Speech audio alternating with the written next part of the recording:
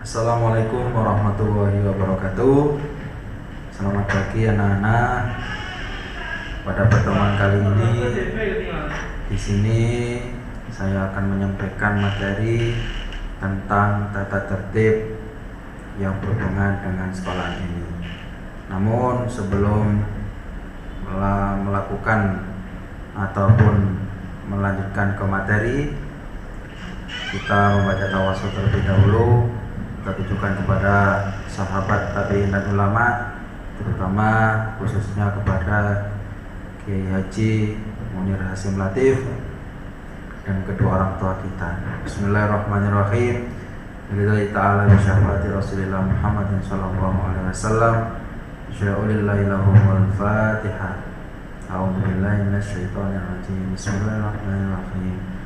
Alhamdulillahi rabbil alamin arrahmanir rahim maliki yaumiddin iyyaka na'budu wa iyyaka nasta'in ihdinas siratal mustaqim siratal ladzina an'amta 'alaihim ghairil maghdubi 'alaihim waladdallin amin. Khususan ila arwahi Kiai Haji Munir Hasim Latif. Syaulillahi lahumul Fatihah.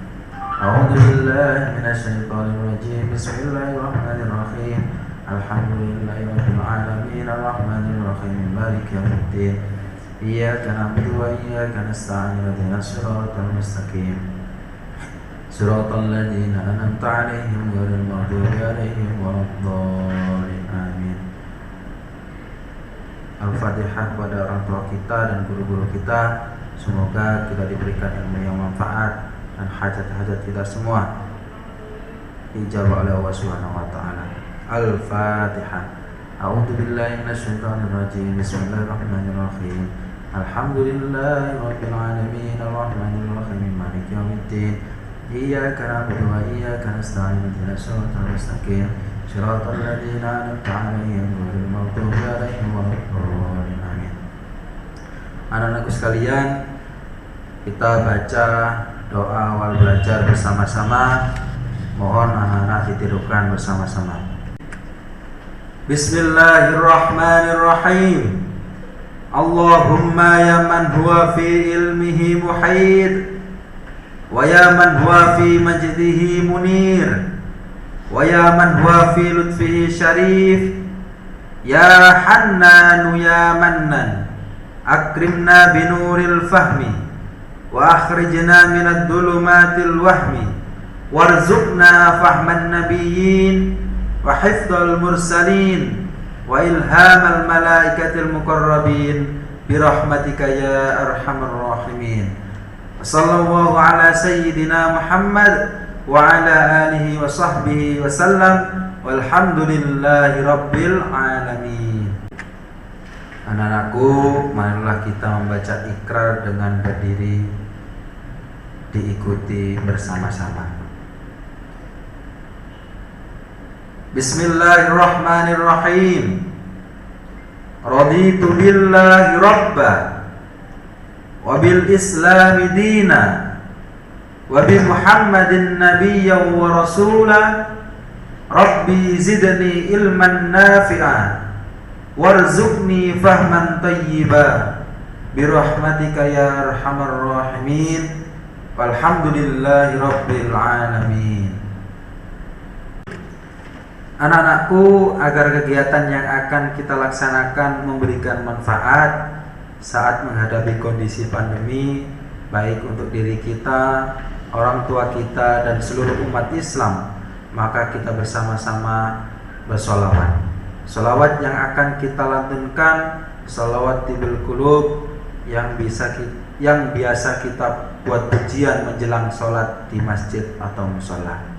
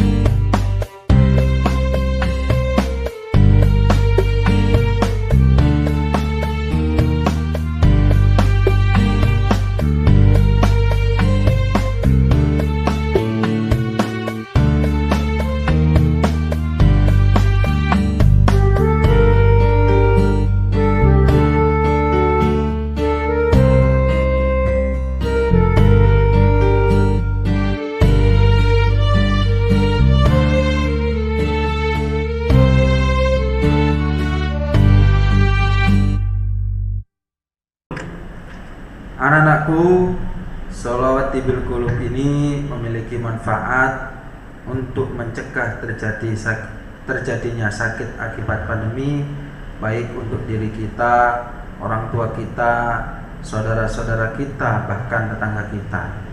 Jadi dengan melantunkan salawat ini, kita sudah melaksanakan bakti kita pada orang tua kita dan guru kita untuk berbuat baik terhadap keliru ya mas, keliru. Anak-anakku, untuk materi kali ini nanti akan disampaikan oleh Bapak Arafat. Terima kasih. Assalamualaikum warahmatullahi wabarakatuh. Di sini saya akan meneruskan materi dari Bapak Ari yang mengenai tata tertib dan cinta Rasulullah. Saya akan melanjutkan dari manfaat sholawat tabil qulub. Anak-anakku, sholawat tabil qulub memiliki manfaat untuk mencegah terjadinya akibat pandemi, baik untuk diri kita, orang tua kita, saudara kita, bahkan tetangga sekitar kita. Jadi dengan melantunkan sholawat ini, kita sudah melaksanakan bakti kita kepada orang tua kita, dan guru juga berbuat baik pada saudara dan tetangga, sehingga ini menjadi jalan kita untuk mendapatkan kemudahan dalam mencapai berbagai keinginan kita, karena Allah Subhanahu wa Ta'ala akan memberikan kemudahan kepada orang yang berbakti kepada orang tua dan guru kita.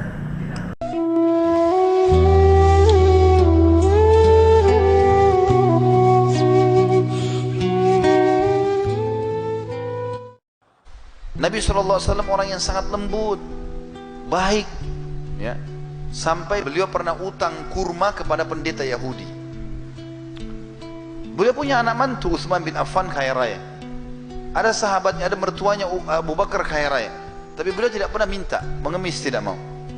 Dan beliau mengatakan dalam sebuah hadis, siapapun yang membuka pintu iffah, kemuliaan, tidak mengemis, kecuali Allah bukakan pintu kekayaan. Dan tidak ada orang yang membuka pintu mengemis, minta-minta, kecuali Allah bukakan pintu kemiskinan.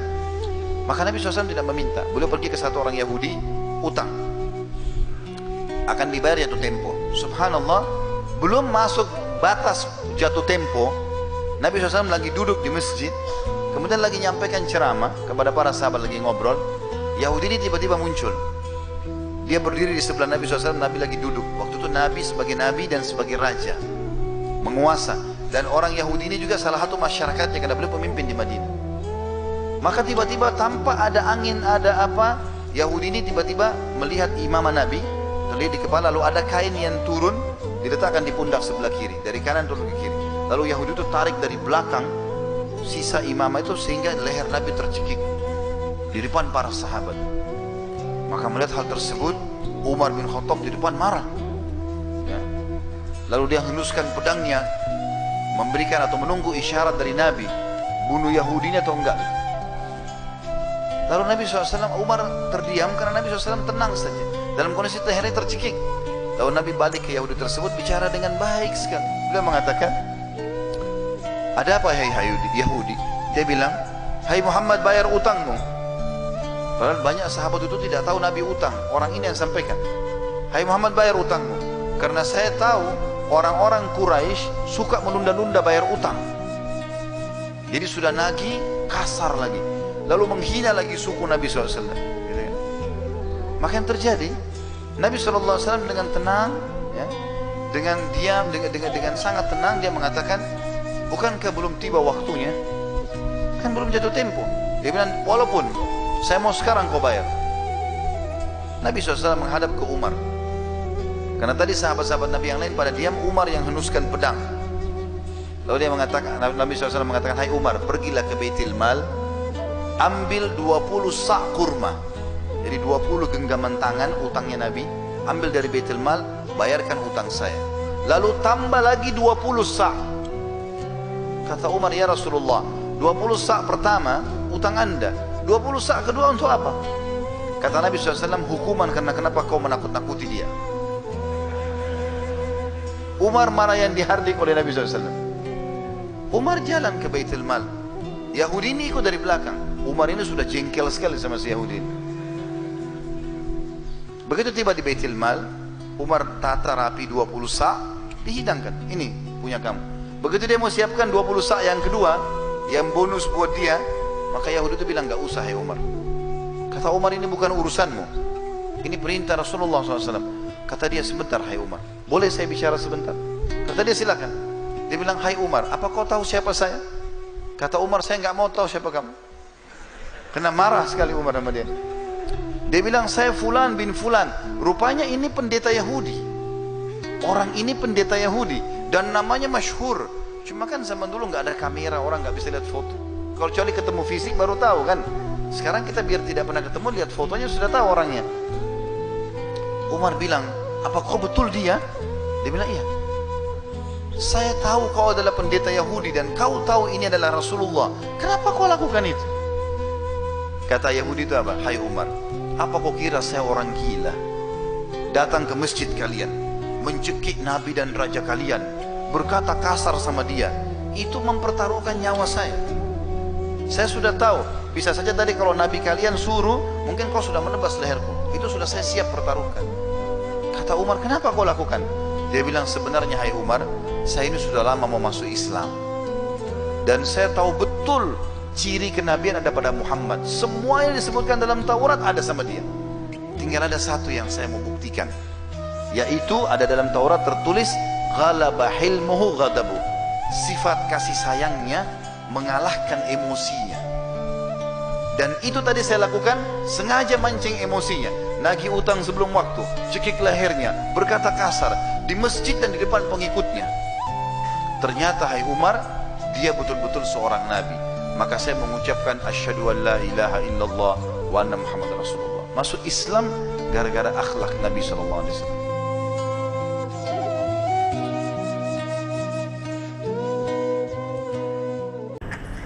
Anak-anakku, karena akhlak Rasulullah SAW dalam menerima perlakuan pendeta Yahudi, maka menyebabkan pendeta Yahudi masuk Islam.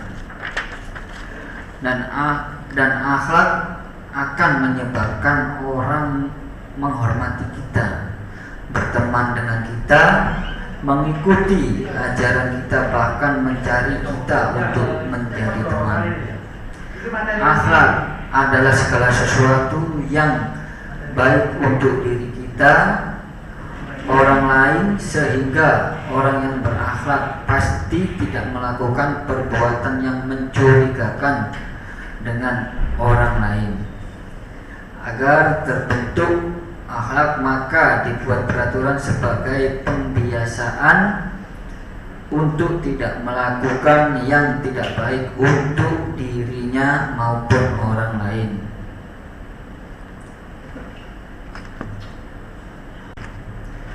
Untuk anak-anakku, berikut ini saya akan menjelaskan beberapa peraturan di lingkungan YBM.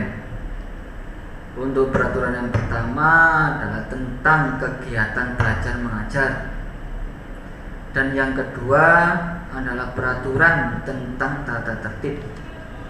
Dan untuk yang ketiga adalah tata tertib umum. Peraturan tentang kegiatan belajar mengajar.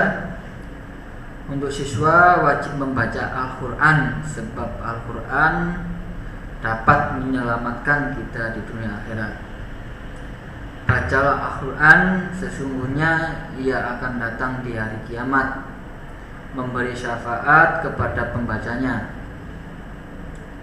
Dengan mengetahui menjalankan kewajiban sebagai orang muslim, maka menjadi pribadi yang bertanggung jawab terhadap segala sesuatu, termasuk nantinya saat dewasa, yaitu menuntaskan pekerjaan dengan sebaik-baiknya. Peraturan tata tertib di lingkungan sekolah, coba kita baca ketentuan umum. Tata tertib ini dimaksud sebagai rambu-rambu bagi siswa dalam bersikap, berucap, bertindak, dan melaksanakan kegiatan sehari-hari di sekolah dalam rangka menciptakan iklim dan kultur sekolah yang dapat menunjang kegiatan efektif. Artinya tata tertib ini untuk terciptanya iklim dan kultur sekolah yang dapat menunjang kegiatan pembelajaran yang efektif. Berarti tata tertib ini menciptakan hal yang baik untuk diri kita dan orang lain, atau dengan kata lain membentuk akhlak.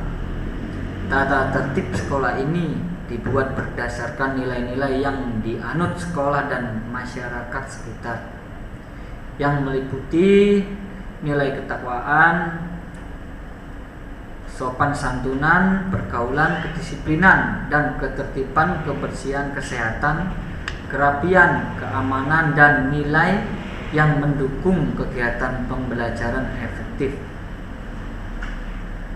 Nilai-nilai itu adalah nilai-nilai untuk membentuk kemampuan siswa untuk mampu mewujudkan cita-citanya. Sebagai contoh, kalau kita berbicara kemampuan abad ke-21 yaitu komunikasi, kerjasama, kreativitas, dan berpikir kritis. Komunitas tercipta bila kita memiliki nilai sopan santun. Berarti dengan kepatuhan disiplin tata tertib terbentuk kemampuan komunikasi. Yang ketiga adalah tata tertib umum. Siswa bersalaman dengan guru saat datang dan pulang. 2. Siswa mengucapkan atau menjawab salam, tersenyum bila bertemu dengan guru, siswa lainnya, atau orang lain yang ada di lingkungan sekolah. Dari tata tertib umum ini, bila kita hubungkan dengan hadis, senyummu di hadapan saudaramu adalah bernilai sedekah bagimu. Berarti dengan mematuhi tata tertib umum, kita sudah mengurangi kesalahan dengan kebaikan yang kita lakukan. Kesimpulan dari cinta Rasulullah dan materi tentang tata tertib. Jadi bila kita ingin sukses dan bahagia, maka kita harus meniru akhlak Rasulullah SAW. Sebab dengan meniru akhlak Rasulullah SAW, kita akan mendapatkan curahan rahmat Allah Subhanahu wa Ta'ala. Dan langkah awal meniru akhlak Rasulullah, kita mulai dengan perbanyak sholawat, mengajak siswa mengucapkan terima kasih kepada Kanjeng Nabi Muhammad, dan mencium lafaz Muhammad SAW yang telah dibawa siswa. Terima kasih ya Allah, Engkau jadikan kami umat Rasulullah Muhammad SAW. Dari saya, inilah materi tata tertib sekolah dan cinta Rasulullah yang bisa saya sampaikan. Mohon maaf jika ada salah kata. Saya pribadi mengucapkan mohon maaf sebesar-besarnya. Saya akhiri. Assalamualaikum warahmatullahi wabarakatuh.